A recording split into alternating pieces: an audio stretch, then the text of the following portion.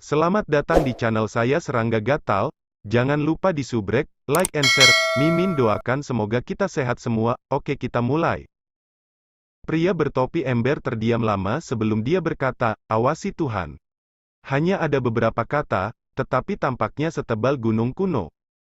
Pandangan dunia. Tonton. Hanya dari emosi aneh dalam kata-kata dan ekspresi pria itu, Sui menyadari bahwa pandangan dunia manusia ini pasti memiliki kekuatan yang menakutkan. Jika tidak, karakter dengan kekuatan tak terduga seperti pria bertopi tidak akan pernah begitu abnormal saat membicarakan satu sama lain. Ini jelas tidak sesuai dengan sikapnya yang lembut dan acuh tak acuh sebelumnya. Belum lagi, Sui juga telah melihat betapa ajaibnya pedang manusia itu.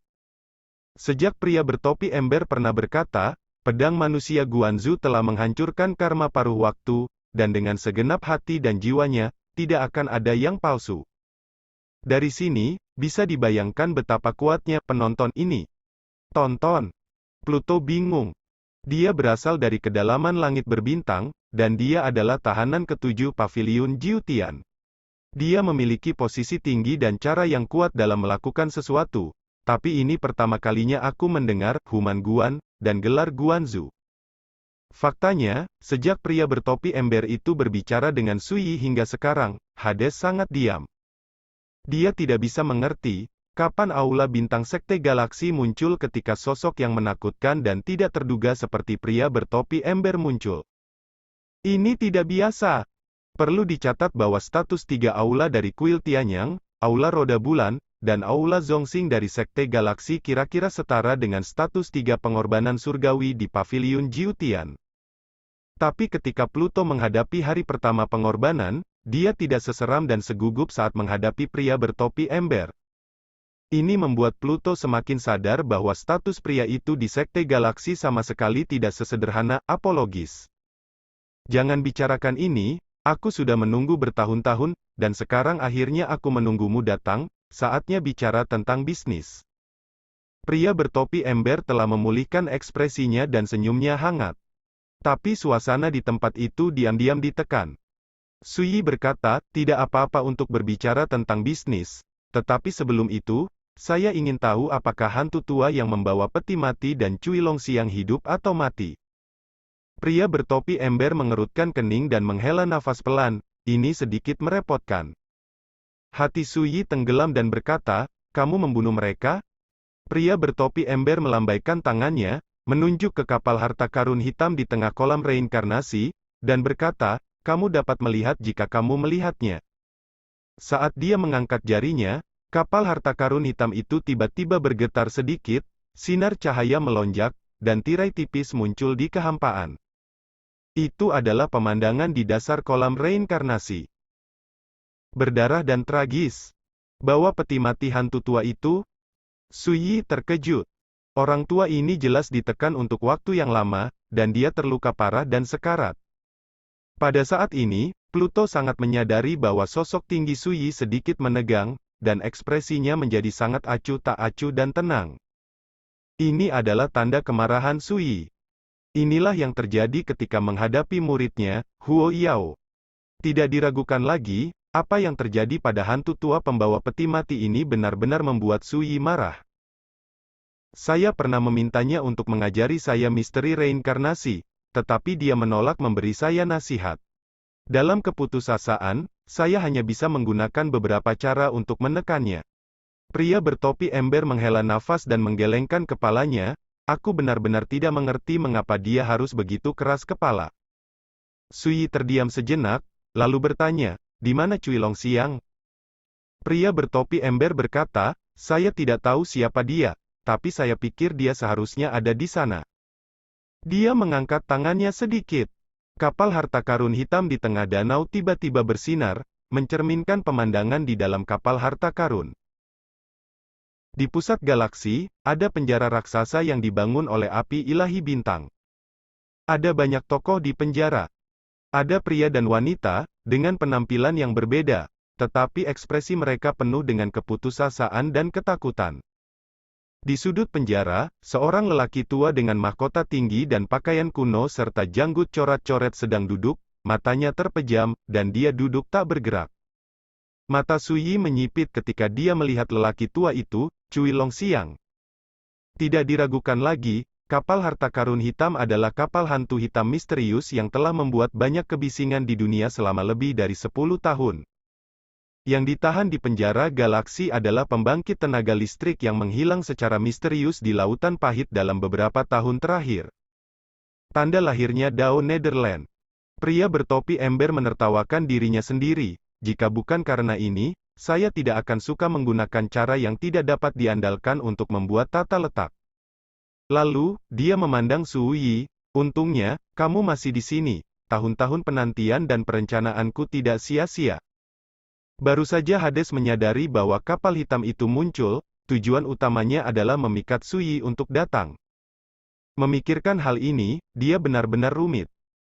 Tapi setelah dia bereinkarnasi dan pergi ke lautan kesulitan ini, murid sejatinya Huo Yao menggunakan orang tua buta itu dan Tao Dushan Jun untuk membuat pengaturan untuk mencoba menangkapnya.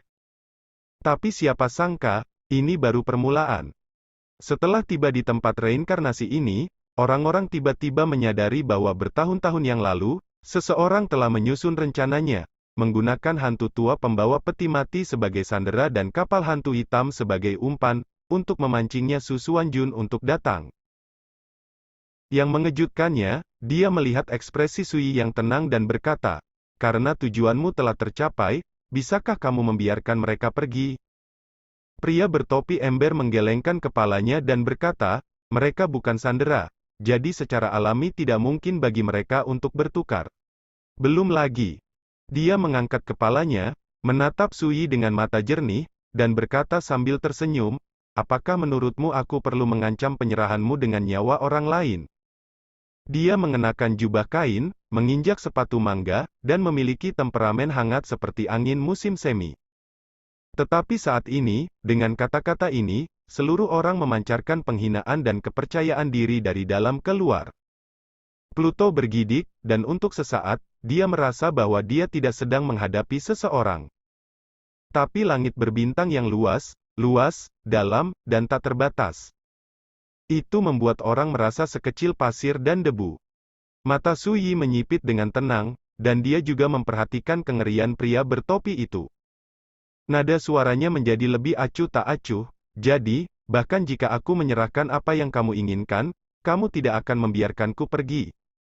Pria bertopi ember mengangguk, tampak sangat sabar, dan menjelaskan, "Hantu tua yang membawa peti mati tidak tahu cara mengangkatnya, jadi dia harus dihukum. Karakter yang terperangkap di Sage of the Galaxy, kami hanya bisa menyalahkan mereka karena serakah, terjebak di dalamnya, dan kesalahan mereka sendiri." Setelah jeda, dia berkata sambil tersenyum, "Tentu saja, Anda harus berpikir bahwa saya terlalu sewenang-wenang dan mendominasi, tetapi itu adalah sudut pandang Anda. Di mata saya, mereka layak untuk dihukum?" Sui berkata terus terang, "Katakan padaku, apa yang kamu rencanakan di sini?" Pria bertopi ember berkata dengan serius, "Saya membutuhkan rahasia reinkarnasi yang sebenarnya, bukan tatanan reinkarnasi yang rusak yang tersebar di dunia ini. Anda pernah membuka jalan reinkarnasi di kolam reinkarnasi ini. Sekarang saya telah bereinkarnasi, saya percaya Anda harus tahu yang terbaik apa yang saya inginkan." Rahasia reinkarnasi yang sebenarnya? Pluto tertegun sejenak, lalu dia menemukan beberapa rasa. Apakah itu di batu nisan di kota kematian, atau di platform reinkarnasi Gunung Xianhu? Ada beberapa rahasia yang terkait dengan merek reinkarnasi. Kemudian dia juga mengetahui dari Su Yi bahwa tidak hanya ada satu jenis kekuatan aturan yang merupakan reinkarnasi. Aturan reinkarnasi di platform reinkarnasi dan aturan tenggelam di kolam reinkarnasi adalah bagian dari kekuatan aturan reinkarnasi. Tapi tak satu pun dari mereka mewakili reinkarnasi. Tidak diragukan lagi, apa yang diinginkan pria bertopi ember adalah rahasia lengkap reinkarnasi. Su Yi tidak terkejut mendengar kata-kata pria bertopi ember. Dia menggosok alisnya dan berkata, "Jika aku tahu ini lebih awal, tidak perlu bicara omong kosong. Jika aku membunuhmu secara langsung, masalahnya akan terpecahkan. Bunuh aku. Di mataku, kamu di kehidupan sebelumnya terlalu lemah, apalagi kamu jauh lebih rendah dari kehidupan sebelumnya sekarang. Kata-katanya tidak menghina, tetapi sikap dan makna dalam kata-katanya memiliki arti mengabaikan. Namun, ketika dia melihat labu safir 3 inci di telapak tangan Sui, dia tidak bisa menahan diri untuk tidak terkejut, dan berkata, harta ini tidak buruk, sangat langka. Kamu telah berjuang dengan segenap hatimu, dan aku akan memenuhimu dan meyakinkanmu tentang kekalahan. Suara yang hangat dan lembut masih bergema. Dentang. Gumpalan raungan pedang meledak.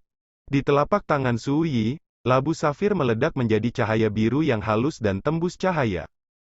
Pada saat ini, mata Pluto perih dan tubuhnya menjadi dingin. Boom! Sebelum dia sempat bereaksi, ledakan yang menghancurkan bumi bergema. Api bintang yang menyala meledak 3 kaki di depan Sui.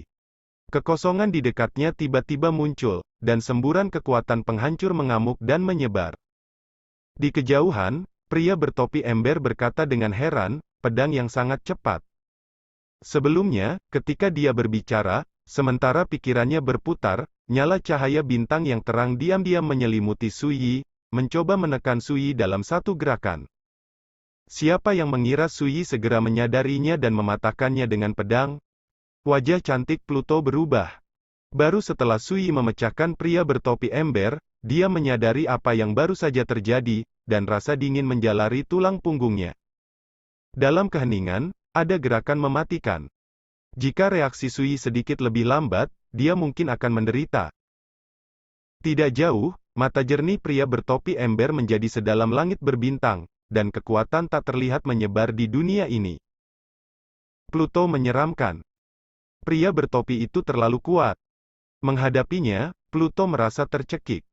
Namun, dia tidak berniat untuk duduk diam. Hukum surga, heh. Pria bertopi ember itu tertegun sejenak, seolah-olah sedikit terkejut, lalu dia tersenyum dan menjentikkan lengan bajunya. Boom! Sebuah bintang dicelupkan dan dibakar.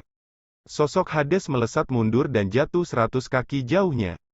Jubahnya rusak, kulitnya berdarah, wajah gioknya yang cantik pucat, dan matanya yang menawan penuh dengan kengerian. Kibaskan lengan baju Anda dengan lembut, dan Anda akan benar-benar menghancurkan diri sendiri. Perilaku mengerikan apa yang harus dilakukan pria bertopi ini? Di wajah kepala sekolahmu, aku tidak akan membunuhmu, dan mari kita saksikan kesenangannya, jika tidak, wajah kepala sekolahmu tidak akan bagus. Pria bertopi ember berbicara dengan acuh tak acuh.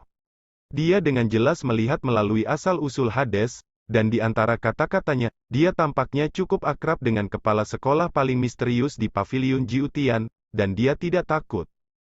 Ketika berbicara, pria bertopi ember memandang Sui dan berkata dengan santai, "Ayo, biarkan aku melihat bagaimana kamu harus membunuhku." Sui mengangguk dan berkata, "Terserah kamu." Di telapak tangannya, labu safir menjerit, dan pedang 3 inci tiba-tiba muncul. Boom! Kekosongan itu seperti kain, dan ada celah yang tak terhitung jumlahnya, dan sepertinya tidak tahan dengan kekuatannya. Dunia tiba-tiba disambar pedang yang kuat. Apakah ini pedang paling membanggakan dari kehidupan Susuanjun sebelumnya? Mata Pluto menciut, hanya melihatnya dari kejauhan, kulitnya terasa seperti tercabik-cabik. Bagus sekali. Pria bertopi ember mengelus tangannya dengan kagum. Karena kamu sangat menyukainya, bagaimana kalau menggunakan pedang ini untuk mengantarmu ke jalan? Sui berbicara dengan tenang. Dulu, ada banyak musuh yang berteriak sepertimu, tapi sampai sekarang, tidak ada yang dikirim ke jalan, semoga. Pria bertopi ember berkata dengan emosi, kamu bisa melakukannya. Sui sedikit mengernyit, kata-kata ini tampak sombong, tetapi sebenarnya dia bisa merasakan bahwa pihak lain adalah isyarat untuk mencari kekalahan. Alasan kekalahan seringkali karena Anda terlalu lama tak terkalahkan dan terlalu lama kesepian. Dan suasana hati seperti ini, yang sering dialami Sui di kehidupan sebelumnya. Dentang. Mata Sui. Dalam dan acuh tak acuh, dia mengayunkan tangan kanannya. Dunia ini diselimuti oleh niat pedang sengit yang melesat ke langit, mengaduk selama 9 hari. Pada saat ini, seluruh tubuh Sui penuh dengan kesombongan dan penghinaan. Jantung Pluto bergetar, dan matanya bersinar, mungkin ini adalah sikap Susuanjun yang sebenarnya, Legenda yang dipuja oleh surga dan dunia seperti dewa. Boom! Suyi melangkah ke kehampaan, lengan baju dan jubahnya terbang, dan langit 3 inci terbelah di langit. Sederhana dan lugas, tidak ada yang mewah. Tapi kekuatan pedang dan kekuatan pedang yang terkumpul di pedang ini sangat kuat sehingga tidak bisa dipercaya, dunia merengek, dan sepertinya menyerah. Keterampilan kendo seperti itu cukup mengesankan. Dalam pembicaraan diri yang hangat, sosok pria bertopi ember itu berdiri diam. Tangan kanannya mencuat, dan telapak tangan yang putih dan lebar ditampar ke udara. Telapak tangan kecil, tanpa sedikit pun kembang api. Pedang yang dipotong Suyi seperti dihancurkan oleh tangan Tuhan, pedang yang dapat dengan mudah membunuh pembangkit tenaga listrik manapun di alam misterius, tetapi pada saat itu seperti selembar kertas yang ditiup ke atas. Sosok depan Suyi terhuyung-huyung dan mundur 3 langkah dalam kehampaan. Setiap langkah, kekosongan tiba-tiba runtuh. Ketika dia berdiri teguh, seluruh tubuh Suyi bergejolak. Dia tidak bisa menahan gemetar. Pluto kaget, tangan dan kakinya dingin. Dengan tamparan di telapak tanganmu, serangan Suyi tiba-tiba dipatahkan, dan dia juga terguncang mundur. Ini mengerikan. Meskipun taoisme orang ini tidak terukur, dia tidak akan pernah lebih lemah dariku ketika aku berada di puncak kehidupanku sebelumnya. Mata Suyi menyipit. Tidak diragukan lagi bahwa pria bertopi itu adalah musuh yang sangat menakutkan. Bahkan jika dia tinggal di kehidupan sebelumnya, Suyi jarang menemui lawan seperti pria bertopi ember. Dan ini juga membuat Suyi sepenuhnya menyadari bahwa bahkan jika dia mengendalikan Tianxin 3 inci, dia hanya bisa bertarung dengan kultivasi dan kekuatan kendonya sendiri, dan dia pasti akan kalah. Susuanjun, cepatlah dan gunakan kekuatan Seonmu, jika tidak, aku tidak akan memiliki kesabaran untuk bermain denganmu lagi. Pria bertopi ember meletakkan tangannya di belakang punggungnya dan berbicara dengan lembut. Suyi tidak berbicara omong kosong, dan menyerang lagi. Dentang! Pedang ini persis sama dengan pedang barusan, sederhana dan langsung, menghilangkan timahnya. Pria bertopi ember sedikit mengernyit, dan berbisik, keterampilan berhenti di telinga ini. Tangan kanannya tiba-tiba terulur, seperti pisau yang membuka langit. Langit dan bumi bergetar, dan pedang itu penuh energi. Pluto, yang berdiri di kejauhan, merasa pikirannya sedang terbelah. Dia tidak bisa menahan erangan, dan segera menahan kesadarannya, dan tidak lagi berani mencoba merasakan kekuatan dari pria bertopi. Terlalu menakutkan. Tembakan keras. Namun, sesuatu yang tidak terduga terjadi. Lalu terdengar bunyi gedebuk. Ini adalah kekuatan misterius yang dapat menahan hukum keheningan bintang. Pluto sangat bersemangat. Hah? Pria bertopi ember terkejut. Jangan menunggu dia memikirkannya. Boom! Pria bertopi ember menjepit segel dengan telapak tangan dan jarinya, dan mengetuk seperti drum. Boom! Energi pedang meledak di depannya.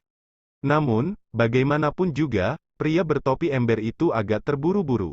Meskipun pedang itu dipukuli secara mengejutkan, dengan sinar pedang yang hancur menyembur dan menyentak, salah satu sinar pedang menggosoknya. Dan noda darah tergambar di sisi pipinya. Ini. Kegembiraan yang baru saja melonjak di hati Pluto menghilang, dan mata bintang itu melebar, sulit dipercaya. Pedang yang cukup untuk menahan hukum keheningan bintang dihancurkan. Kelopak mata Suyi juga sedikit berkedut, semakin menyadari kekuatan pria itu. Pedang ini, menarik. Sensasi kesemutan membuat pria bertopi ember itu sedikit mengernyit, namun ekspresinya tetap hangat seperti sebelumnya.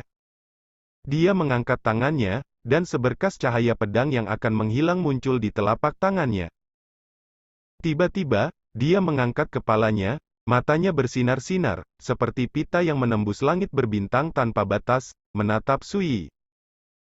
Kekuatan macam apa ini, yang dapat menahan hukum keheningan bintangku? Pria bertopi ember membuka mulutnya, suaranya yang hangat dengan sedikit kejutan. Aku mati, kamu secara alami tahu, kamu mati, mengetahui tidak ada gunanya. Ketika suara acuh tak acuh Suyi terdengar, dia sudah melangkah ke dalam kehampaan dan membunuh dengan pedangnya. Susuanjun, dengan kekuatan yang Anda kendalikan, Anda telah berhasil membangkitkan minat saya, dan itu sepadan dengan upaya penuh saya. Pria bertopi ember menengadah ke langit dan tertawa, terlihat sangat bahagia. Dan kekuatannya juga berubah. Boom! Adegan itu tampaknya benar-benar dibakar. Pluto merasakan bahaya, dan sudah melawannya dengan sekuat tenaga untuk pertama kalinya, dan mengorbankan segel hidup dan mati Buddha untuk membela diri, yang berbahaya dan berbahaya untuk memblokir kekuatan api ilahi Xinghui. Namun, wajahnya yang cantik menjadi pucat, dan sudut alis serta matanya penuh ketakutan dan kecemasan. Pria bertopi saat ini jauh lebih kuat daripada 3 pendeta surgawi di paviliun Jiutian mereka. Kekuatannya berada di luar kognisinya. Dalam pengalaman hidupnya, dan hanya di kepala sekolah tertinggi paviliun 9 surga, dia mengalami kekuatan yang menakutkan dan putus asa. Siapa orang ini? Pluto ngeri, tubuh dan pikirannya gemetar. Pada saat yang sama, sosok depan Suyi tiba-tiba mengalami pukulan yang mengerikan. Sekian dulu update-annya, tunggu lanjutannya di channel saya Serangga Gatal, di subscribe ya guys. Terima kasih.